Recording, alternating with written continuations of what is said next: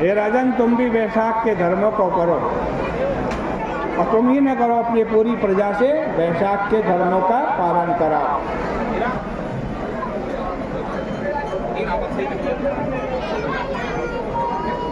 राजा अपने राज्य में आया, उसने हाथी पर नगाड़ा रखवा करके पूरे राज्य में घोषणा करवा दी कि मेरे राज्य में 8 वर्ष से अधिक और 80 वर्ष तक का जो भी स्त्री हो पुरुष हो, सब वैशाख के धर्म का पालन करेंगे, और जो वैशाख के धर्म का पालन नहीं करेगा वो मेरे द्वारा दंड का पात्र होगा, उसे दंड दिया जाएगा। उसको चोर की तरह पकड़ा जाएगा। गांव-गांव में धर्मोपदेशक रख दिए, 5-5 गांव का एक अधिकारी बना दिया देखने के लिए कि अमुक व्यक्ति वैशाख का धर्म पालन कर रहा है या नहीं कर रहा।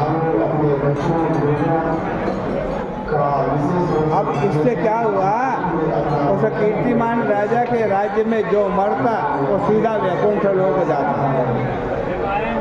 ना वो स्वर्ग में जाता ना नरक में जाता, सीधा वैकुंठ लोक। बड़े से बड़ा पापी भी वैशाख का धर्म करके पवित्र हो जाता और सीधा वैकुंठ को जाने लगा। वही नहीं, उसके जो पितर नरक में पड़े हैं वो भी वैशाख का धर्म पालन करने से उसके पितर भी नरक को छोड़ करके वैकुंठ में जाना।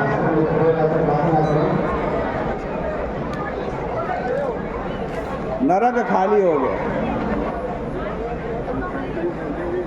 चित्रगुप्त के पास कोई काम नहीं रहा। एक बार नारद जी वहाँ घूमते घूमते पहुँचे, देखा चित्रगुप्त खाली बैठा हुआ है। पहले नरक में जाते थे तो बड़ी चिल्लाहट की आवाज़ आती थी, किसी की रोने की आवाज़ आती थी, किसी की तड़पने की आवाज़ आती थी। लेकिन अब तो न रोने की आवाज़, न तड़पने की आवाज़, न चिल्लाने की आवाज़।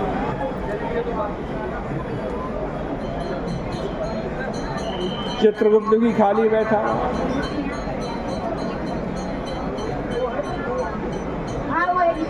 नारद जी को बड़ा आश्चर्य हुआ। उन्होंने पूछा क्या बात है? चित्रगुप्त जी तुम खाली बैठे हुए हो, यमराज जी तुम भी खाली बैठे हो, नरक में पहले की तरह कोलाहल भी नहीं है, क्या कारण? नारद जी के ऐसा पूछे जाने पर यमराज ने कहा, हे महर्षि नारद जी, इस पृथ्वी पर इस समय एक राजा है जिसका नाम कीर्तिमान।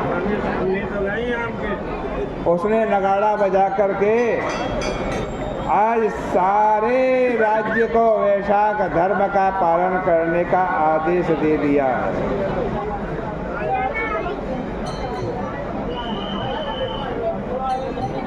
उसके राज्य में 8 वर्ष से लेकर 80 वर्ष तक प्रत्येक व्यक्ति,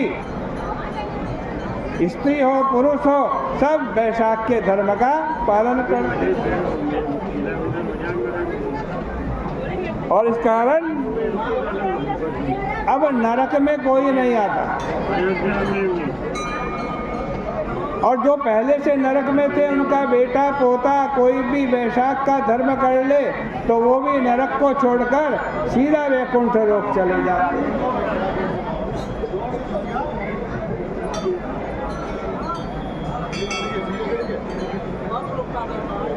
मेरे द्वारा वो दंड का भागी होगा,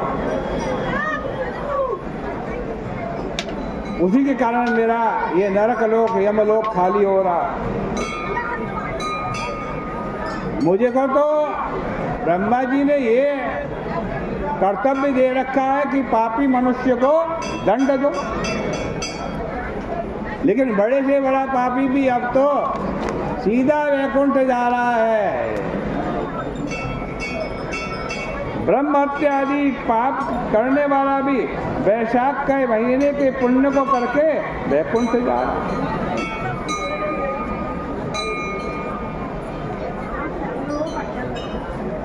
आज कहते हैं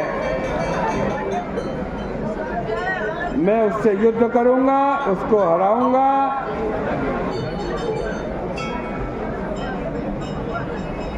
ऐसा कहकर के यमराज ने अपनी पूरी सेना इकट्ठी की।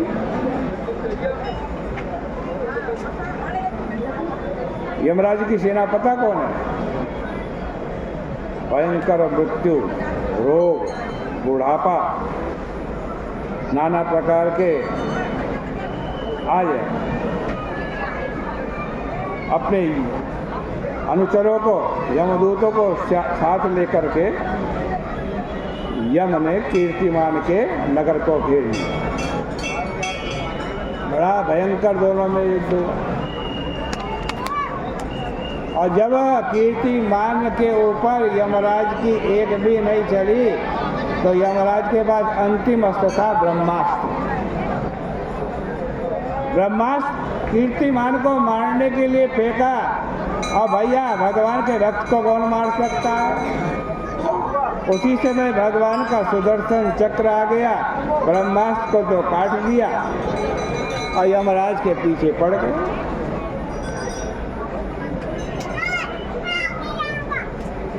आज कहते हैं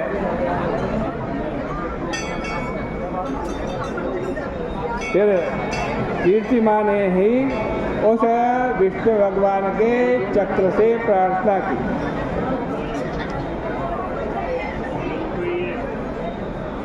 कहा कि हे महाबली, विष्णु भगवान के भक्त,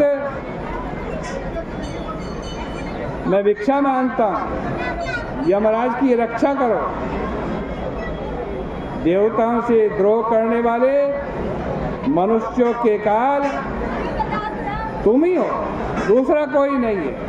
इसलिए यमराज की रक्षा करो।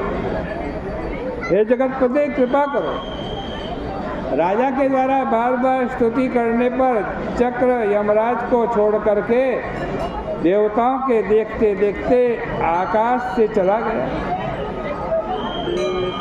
अब हारने के बाद यमराज बड़ा खिन्न हुआ।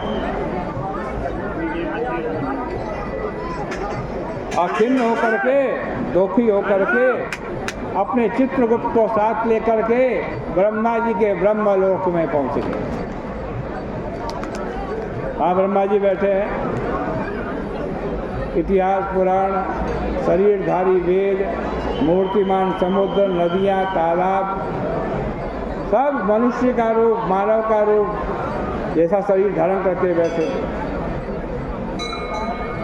अर्थात पूरा ब्रह्मांड ही आज रूप धारण करके ब्रह्मा जी की सभा में बैठा हुआ। सब काल के अवयव भी बैठे हुए। यमराज वहां पहुंचा, उसका पट फटा हुआ है, मुख नीचे।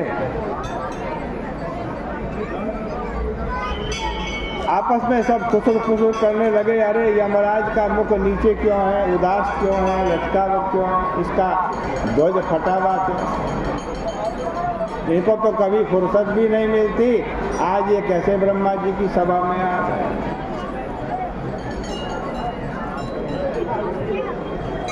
और यमराज रो क्यों रहा है? आज कहते हैं इस प्रकार यमराज वहां पहुंचा, धीरे धीरे आगे बढ़ा, वहीं पर गिर पड़ा। वायु देवता ने उसको उठाया और ब्रह्मा जी ने उसको तरफ देखकर पूछा, क्या बात है, क्यों इतने दुखी क्यों? इस प्रकार स्कंद पुराण के वैशाख महात्म्य नारद अम्बरीश संवादे कीर्तिमत विजय नाम 11वां अध्याय 11वें अध्याय की कथा भगवान के श्री चरणों में अर्पित करते हैं।